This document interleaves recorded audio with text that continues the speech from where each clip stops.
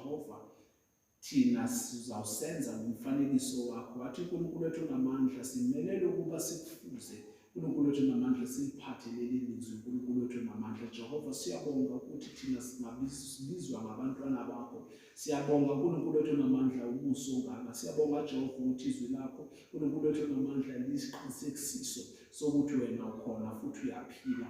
Ngoba uNkulunkulu wethu onamandla akekho Jehova onamandla. uNkulunkulu wethu onamandla Jehova ukuphilisa ukukhona kwakhe ezintweni zonke. Wena uyabonakala uNkulunkulu wethu onamandla. Bonakala namanje uNkulunkulu wethu onamandla. Fihla mina uNkulunkulu wethu onamandla. Bonakala wena kuphela unguNkulunkulu ophilisayo. unguNkulunkulu ofanele udumo kule ndawo. Egameni linamandla likaJesu Kristu waseNazaretha kuze kube phakade. Amen. Amen. Amen. Lethi isihloko uKristu mkhulu kunoMose. Indodana yasendlini. Hallelujah. Amen. Kukho konke. Hallelujah. Ngizohamba nje uverse by verse. Ngakho-ke bazalwane abangcwele enihlanganyela ukubizwa kwasezulwini. Qaphelani umpostoli nompristi nomkhulu wesivumo sethu uJesu.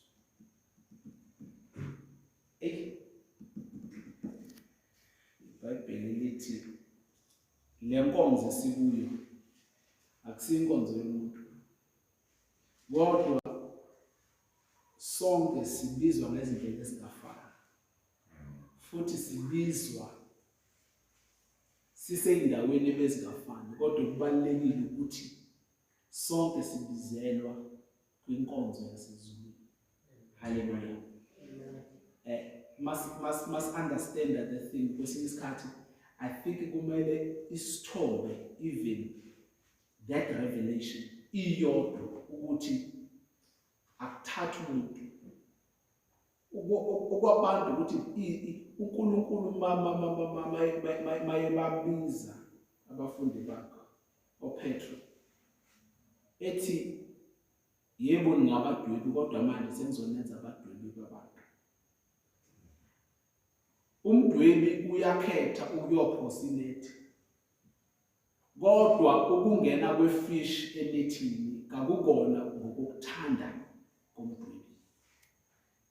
Yingakho uJesu maye bafica lithi iBhayibheli base besebenze ubusuku bonke bengabambi lutho. Kodwa ngokufika kwakhe uJesu uthi buyelani, akaye nokuthi niye ekujuleni, uthi buyelani kodwa bese masenibuyeleni bese niphosa amanethi. Bathi bona no sesikusokole ubusuku bonke asibambanga lutho. Uthi uJesu yehlisani still amanethi. Uthi yehlisani amanethi. Uyamajina ukuthi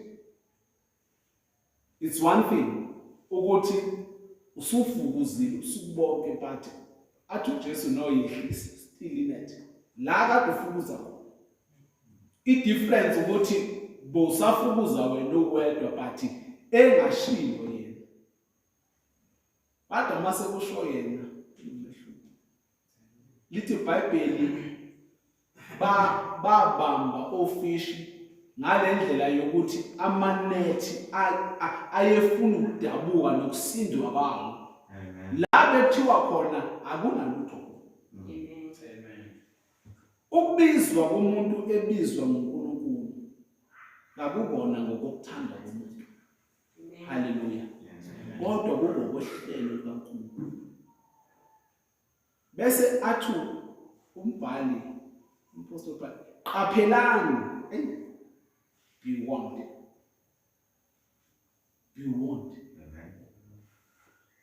Umpostoli nompristi wesivumo esikhulu uJesu. Owethu yingakho lithi iBhayibheli mashumayela or masiphuma akukona okwethu ukuthi sihambe sikhulume ezinye indaba eziningi nalethi iBhayibheli mashumayela uKristu ebethele.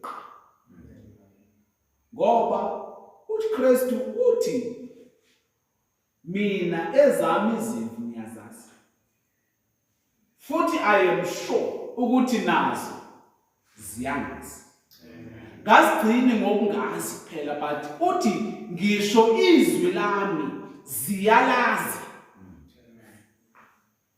Besathi uJohn uMbhaphatisi nginguye omemezayo ehlane ukuthi lungisani imikhondo yenkosi uJesu. Nginguye omemezayo uthi lungisani imikhondo yenkosi uJesu. Kwesinye isikhathi okwethu ukumemeza.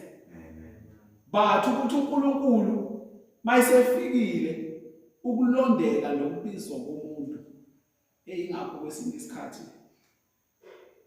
ngiye ngifisa ukuthi singaba nayo lesambulo lesi abazalwane ukuthi singayithathi indaba kaKristu siyenze yethu. Ngoba the day siyenze yethu iyo umfundisi akanalo ibandla likaNkulunkulu. Umzalwane akanayo, noma bekuthiwa uNkulunkulu usebenzise wena ukuthi kuzuze komunye umzalwane, but akekho umzalwane onomuntu. Noma ngabe kuthiwa esontweni usunesikhundla esingakanani, kuthiwa hayi wena umphathi wabasha, nokusuke usukunikezwe ioffice ukuthi nje wena kahle kahle uphiwe ukuthi but they are not yours. Yingakho ngaphezulu kokuthi abantu ubalonde physically, it's a must ukuthi ubalonde spiritually first. Ubakhulekela umsebenzi kamfundisi more than anything, more than any preaching, is to pray for ibandla. If there is one thing that umfundisi kumele ayenze more than ukuhlupayela ukuthandazela ibandla. In fact umfundisi akaphumuli because ukuthandaza kwakhe kwesinye isikhathi umoya ongcwele ukavuse. Sometimes avela avusa ndithandazela ubani.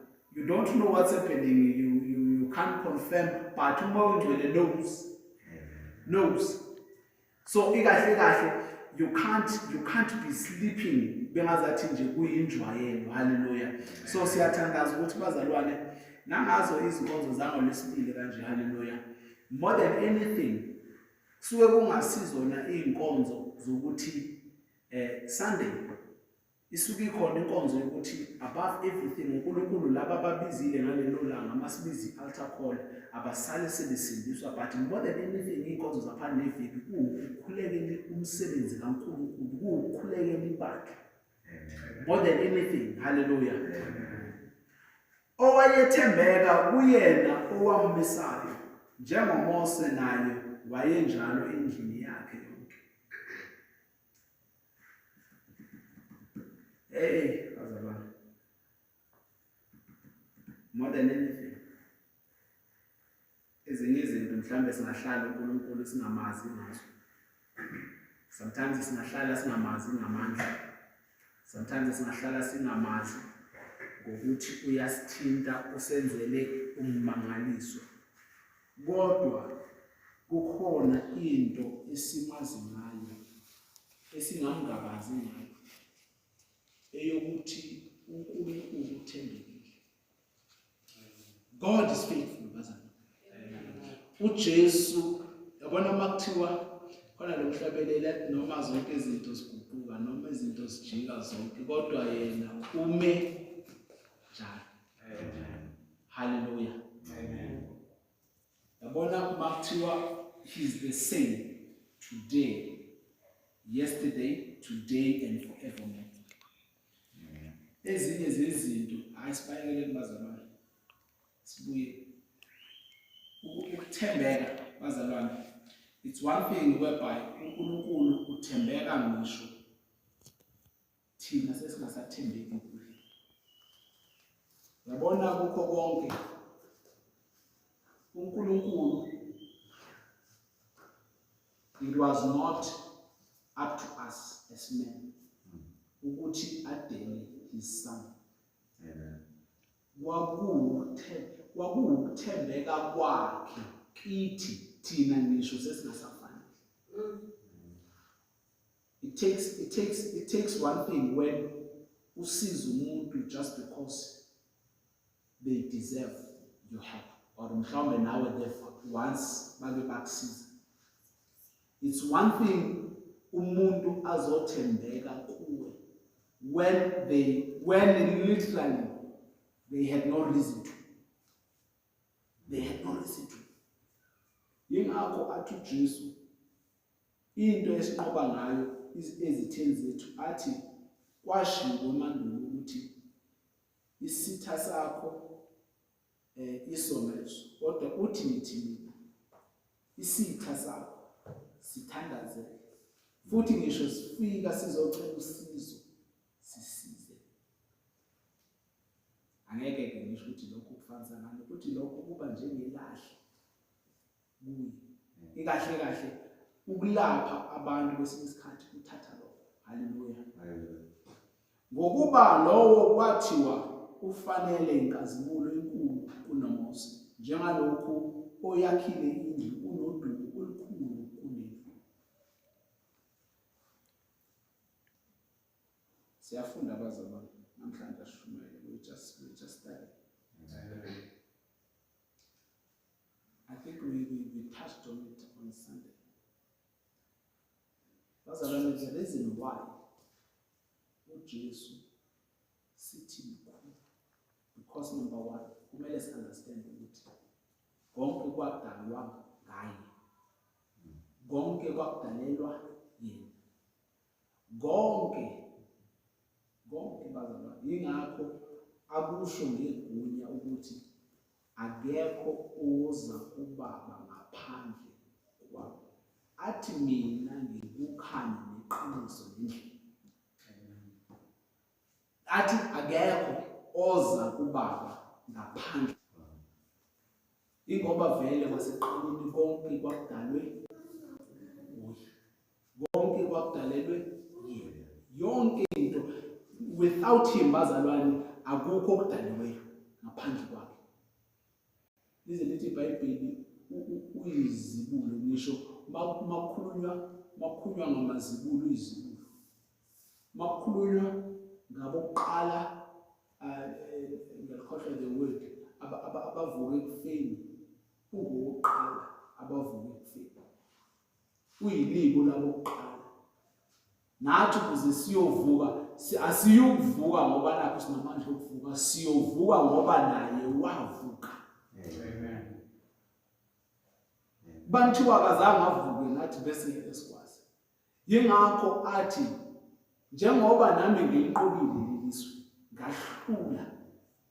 That's the assurance asinikeza yona ukuthi surely nawe ungalihlula. Ngoba nami bazalwane exact image kaNkulunkulu, but lithi iBhayibheli wenziwa wafana nathi ngalo lonke indlela. So lize lithi yena engumpristi omkhulu, ungumpristi ongcono because uyabuqonda ngisho nobuthaka bethu. Amen. Uyakwazi ukuthi kunjani ukuhlushwa inyama, uyakwazi ukuthi kunjani ukuhlushwa isilingo. Naye uSathane ebuya ku-40 days and 40 nights, lithi iBhayibheli wavela uSathane ezomlinga. Yamajini uphuma ku-40 days and 40 nights ukade ungadli. Hayi leyo sikhuluma ngayo i-Daniel fasting. Engadli literally nothing. Sathane ezothi hayi ithi kulamanje lawo angaphendula besiko. Athi uJesu hayi ngaba engalambile, kodwa athi ulotshiwe ukuthi umuntu akayokuphila ngesikwa phela, kodwa nangamazwi wonke avela kuNkulunkulu. Kwesinye isikhathi kuthatha ukuthi siqonde lokhu ukuthi bazalwane, up until you get to that point whereby you say yes, ngaphandle kokuhluleka, ngaphandle kokuthaka endleleni, kuyafuneka ukuthi uqonde ngaphakathi uthi akukho okunamandla okuhlukanisa noJesu Inkosi. Angikhathali noma ngabe izinhlupheko, angikhathali noma ngabe yini, kodwa nquma ukuthi akukho okunamandla okuyokuhlukanisa noNkosi. Uyithathele wena leso sinqumo. naye uNkulunkulu unqumile ngoRomans 8 wathi nothing has the power to separate you from my love. Nawe kufanele kwesikhathi usithathe le decision yokuthi Nkosi akukho kuyongihlukanisa. Ngoba bazalwane ziyafika izinto. Kwesinye isikhathi ngisho nabantwana baka-Israyeli sebehambile ehlane. Lithi babehlala bekhumbule eGibhithe ukuthi awu Moses babengekho yini amathuna eGibhithe ukuthi sizofela la. Bahamba bakhumbule ngisho ukhukhanga babe badla eGibhithe mase becikwe imani. Kwesinye isikhathi into ingakho enye into ekungamele siyenze bazalwane siyabazalwane. Akumele sibe comfortable ngokuhlala ndawonye ekhulwini. Ukukholwa kwakho kwa last year angafani nokukholwa kwakho kwalesi year. Amen. Ukukholwa kwakho kwa last week angafani nokukholwa kwakho kwa this week. Ungabi nalento yokuthi ngiyazi ngoba ngiya nje ngiyazi kuzokwenzeka lokhu 1 2 3. Bazalwane uNkulunkulu if singalibeka ngolimi lasemhlabeni uNkulunkulu ngakayena umuntu kubo ngamjwayela bese uthi no uyamazi. Ngakayena ngalokho akayena umuntu unguNkulunkulu and isiqalo sakhe nesiphetho sakhe ingqondo yenyama yomuntu ngeke izize ikunderstand. Lithi iBhayibheli uNkulunkulu abengenzi iphutha. His mistake.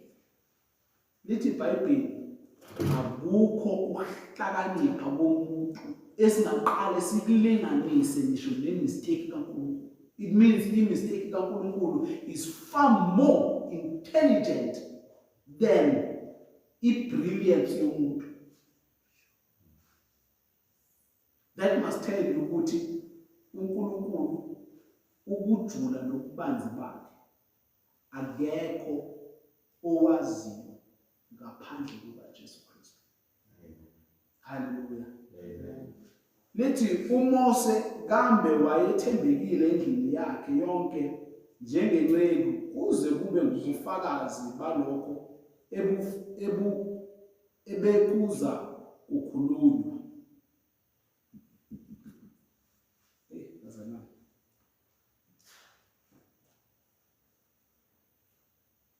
Kubalulekile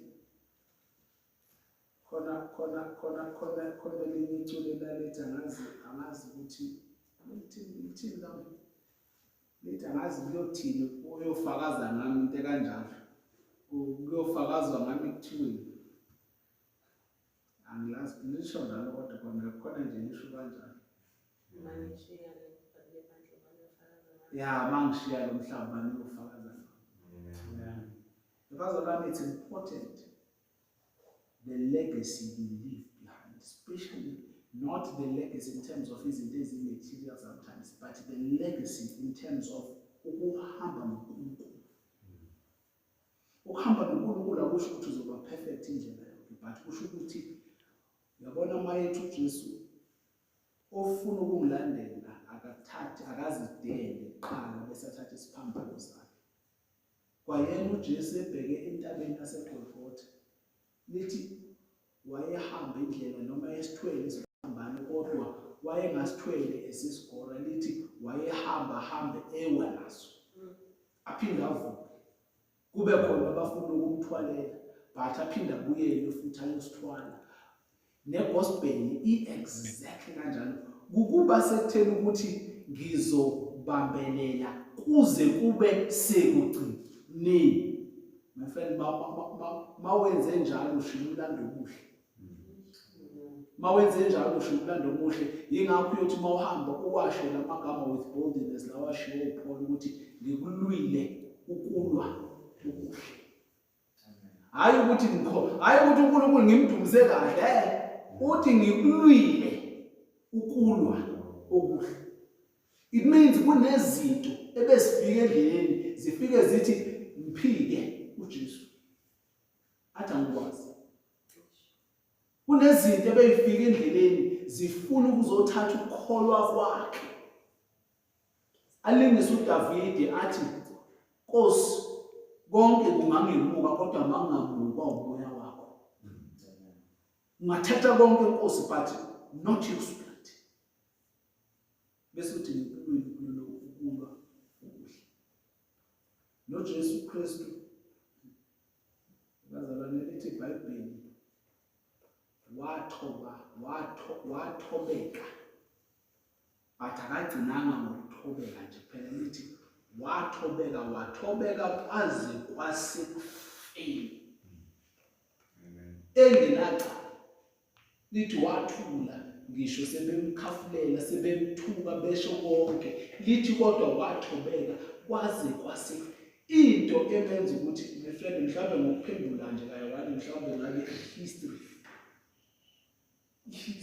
or isivumelano sesisha mhlawumbe ngaba sinjengoba sisazi. But lithi iBhayibheli wenza umsebenzi opheleleyo, wenza isivumelano esipheleleyo esiperfect esingafuni kushintsha. That's why he is. So bazalwane we must serve God, but at the very same time yabona kwesikhathi kuyafuneka ukuthi sibe ngiyabonga ukuthi this la ekhaya sesinazo ley'nkonzo lezokufundisana ngeBhayibheli, because as much as iBhayibheli lisikhuthaza ukuthi masingadakwa yiwayini kodwa lithi masidakwe umoya, but at the very same time lithi futhi isimo sengqondo yethu mayenziwe ibe intsha. Sometimes how we renew our minds, we can't renew our minds has got nothing to do with the spirit, but how we renew our mind.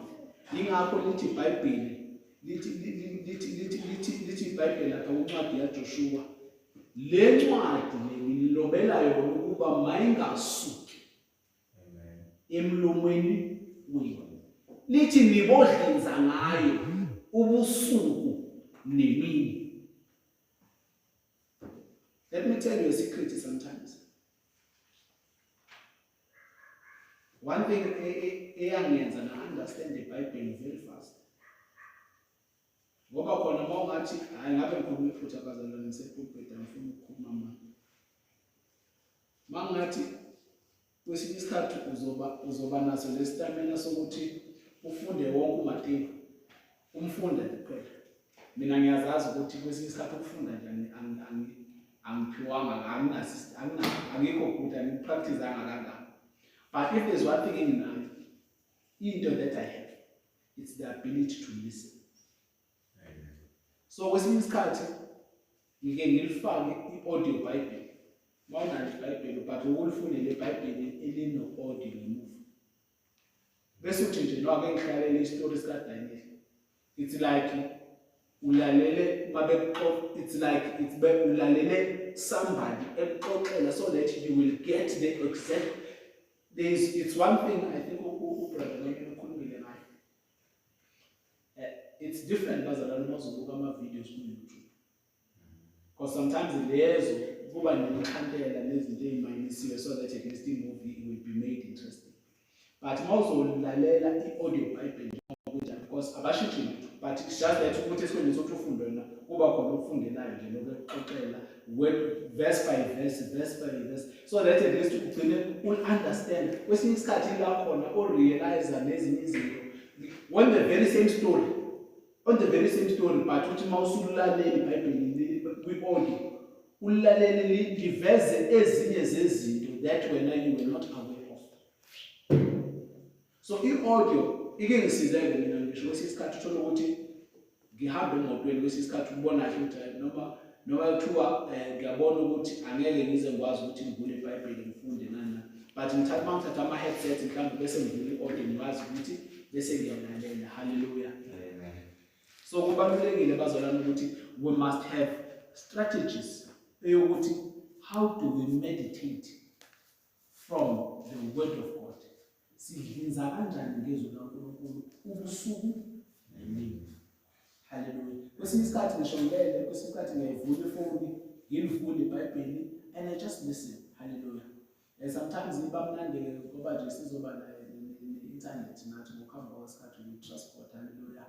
Ukuhlehla kwenqama kusho ukubaleka, haleluya. Kusho ukuthi amanye ama-solutions asazoza, haleluya. So we still believe God, haleluya. So ngisho sekuthiwa ukhona, akhona amanye amabhayibheli kwesinye isikhathi olufunda kamnandi webhayibheli. Njengaku-YouTube uyakwazi ukuthi ubulilalela but at the same time libe lifundeka nakuwe. Mase sine-YouTube I'll show you bazalwane in one of the night prayers, haleluya. Ivesi yokugcina verse 6 lithi, kepha uKristu uthembekile njengendodana phezu kwendlu yakhe, esiyindlu yakhe thina. Uma sibambisisa isibindi nentokozo yethemba, liqine kuze kube sekupheleni.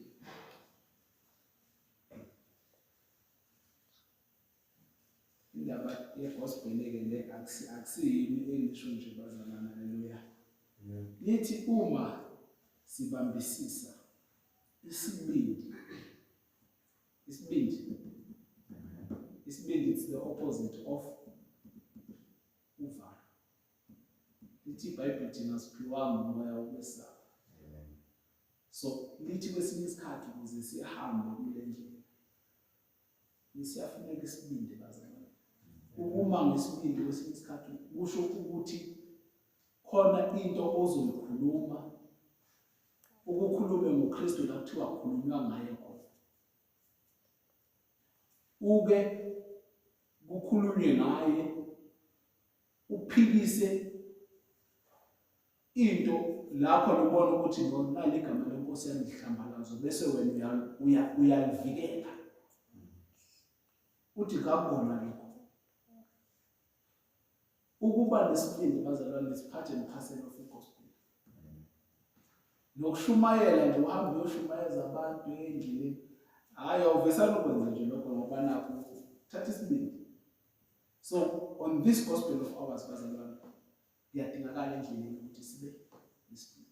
And sometimes isibindi it's the very same thing kwesinye isikhathi esenza ube nesibindi so kuba ne-faith le ekuthiwa lokhu akwenzeki or lokhu angeke kuze kulunge, but wena uthi uma ukwenze nesibindi sokuthi yebo kungahlala kungenzeki ebantwini kodwa kuJehova lokhu kuyenzeka.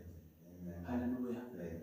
Bese lithi thina siyindlu yakhe, sibe nentokozo yethemba, liqine kuze kube sekupheleni. Kuze kube sekupheleni. Bazalwane, ukube nasemhlabeni siyohamba. I-prayer yami iyodwa ukuthi Nkosi asingahambi sihambisa okwabantu abangakwazi. Asihambi njengabantu abakwazi.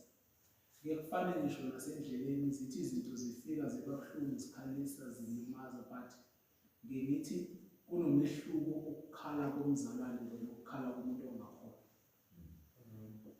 Umuntu ongakholwa uyakhala kodwa athi mayebuya bese athi hayi kodwa konke kulungile. Kubuhlungu njalo athi kodwa konke.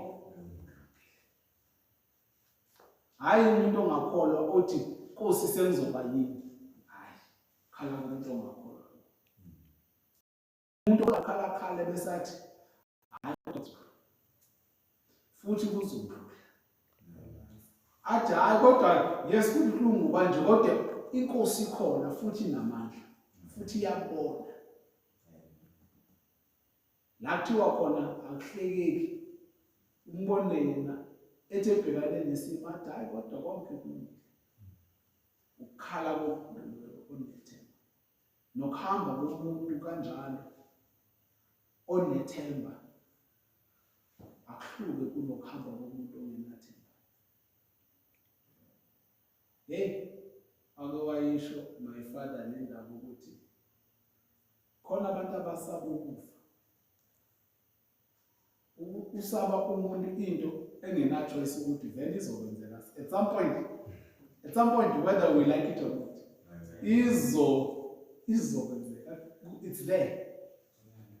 Abanye into ebenza ukuthi babaleke bashiye nesithunzi ukuthi hayi ukuthi ubaleka ngoba ngempela uconvinced ukuthi ukufa uzoqhubeka. No, ireality ithi akanathemba lokuthi mangifa kuzokwenzakala.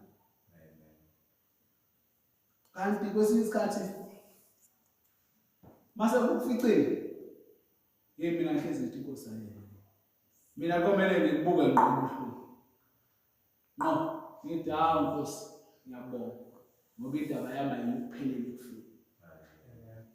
Ngathi ngakubona futhi bese ngiyakutshela ngithi hawu nawe kufa phe kwami awunamandla.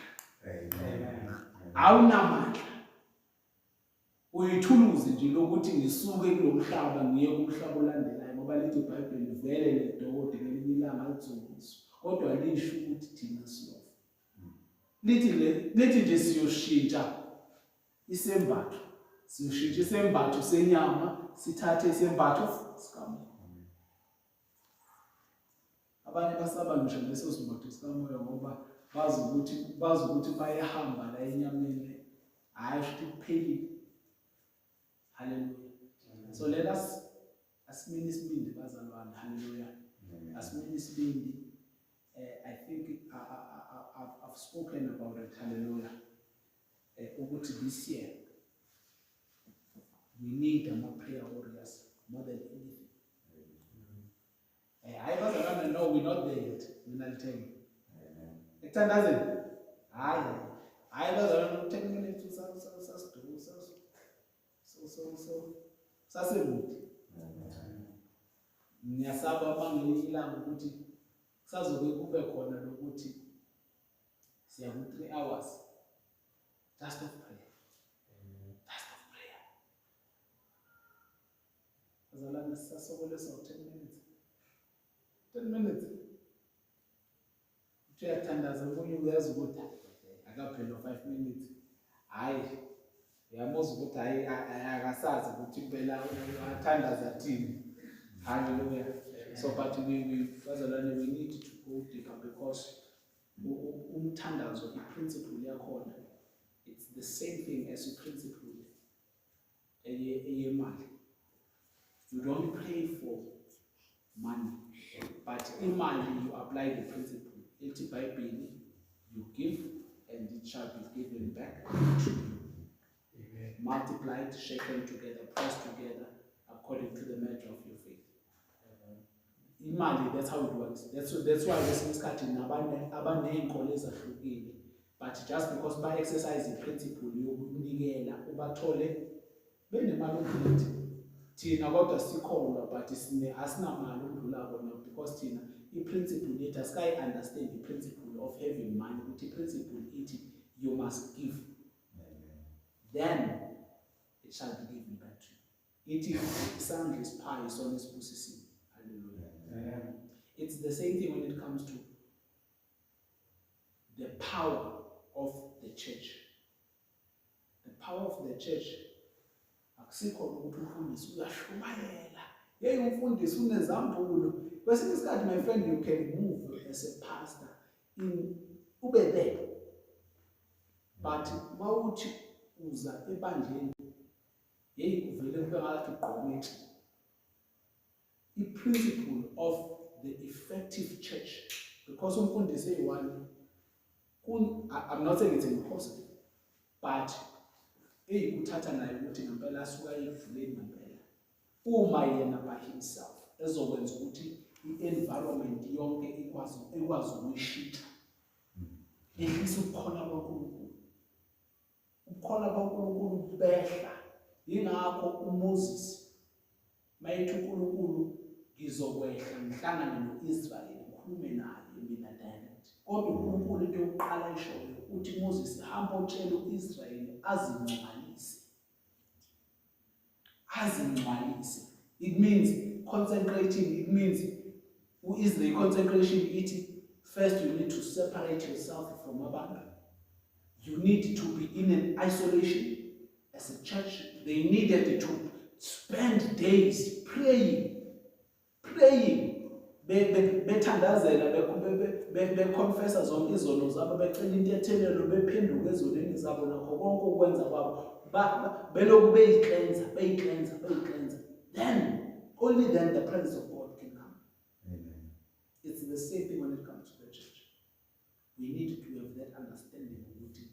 Up until we can only be a powerful church and a ministry and a branch that is powerful only if we are a church that prays more than the rest of the churches. Amen. That's the only way. Yabona ukuthi sibe isigqila semthandazo, sibe isigqila somthandazo, sithole kulula, asitholeni kulula ukuthandaza more than ukushumayela. Asitholeni kulula ukuthandaza more than, because ukuthandaza, my friend, is the only channel or is the only principle that brings down the presence of God. Hallelujah. Amen. Let us stand on our feet in Jesus' name. Hallelujah. Hallelujah.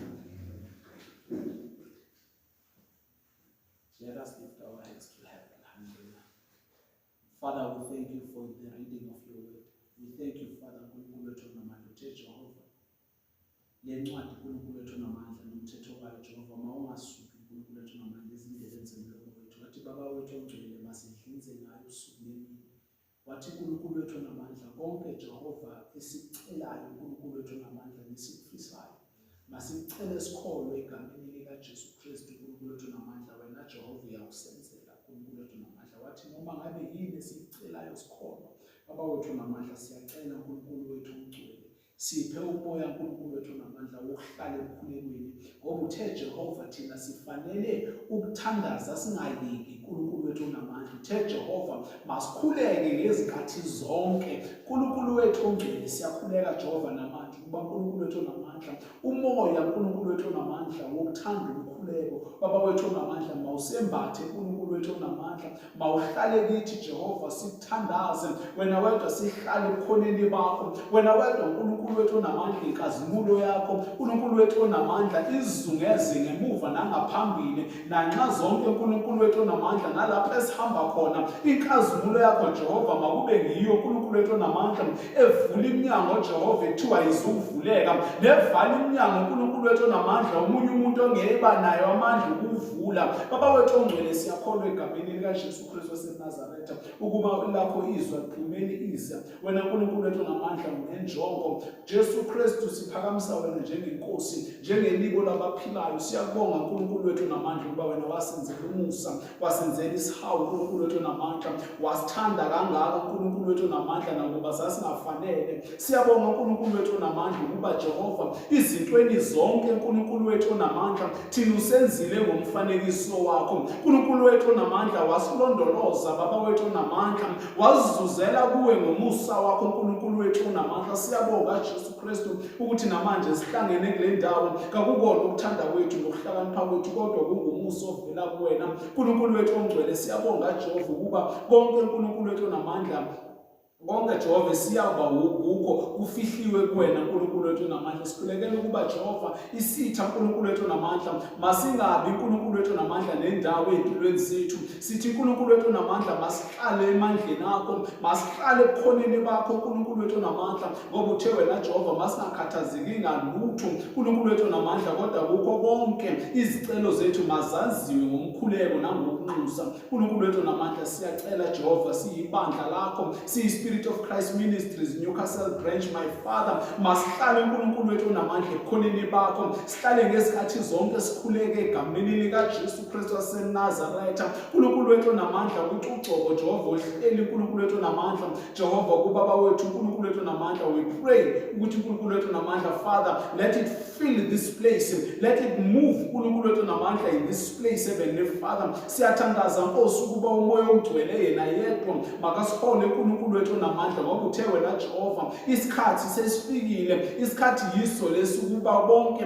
abaza kudumisa uNkulunkulu wethu namandla bakudumise ngeqiniso nangomoya. uNkulunkulu wethu namandla, siyakholwa egameni linamandla likaJesu Kristu waseNazaretha ukuthi Nkosi konke Jehova kuzakwenziwa, kwenzelwe ukuphakanyiswa nokubachaziswa kwegama lakho, ngoba wena uNkulunkulu wethu namandla ufanele udumo, ufanele izibongo. Siyabonga Nkosi namandla Jehova, gcwalisa abantwana bakho namanje uNkulunkulu wethu namandla, namandla ngomoya wakho ongcwele. Nkulunkulu wethu namandla sikhulekela nabasemakhaya, sikhulekela Nkulunkulu wethu namandla ngisho nezwe lethu. Nkulunkulu wethu namandla sikhulekela indawo yethu Baba wethu namandla ukuba Jehova wena wedwa Nkulunkulu wethu namandla dabula unguNkulunkulu namandla onke.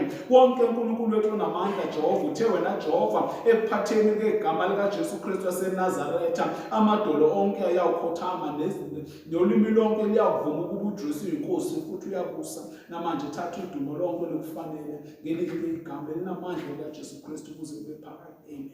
Amen.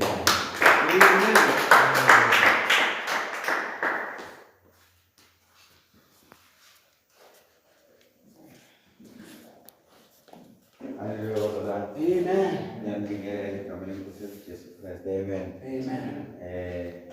Xolisa ukufika late. Amen. Amen.